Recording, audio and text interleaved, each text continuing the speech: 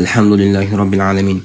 Allahumma salli wa sallim ala nabiyyina Muhammadin wa ala alihi wa ashabihi ajma'in. Bismillah, tawakkaltu ala Allah wa la hawla wa la quwwata illa billahil aliyyil azim. Allohim o'zingga maqtovlarimiz bo'lsin, cheksiz shukrlarimiz bo'lsin.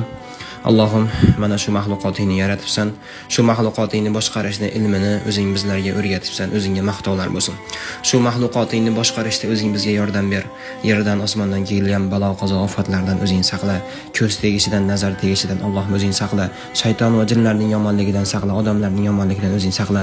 Mana shu ishimizni eson omon, sihat salomat, puxtalik bilan to'la to'kis ado qilishlikni nasib et.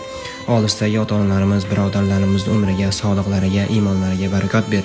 Allohim o'zing duolarimizni qabul qil.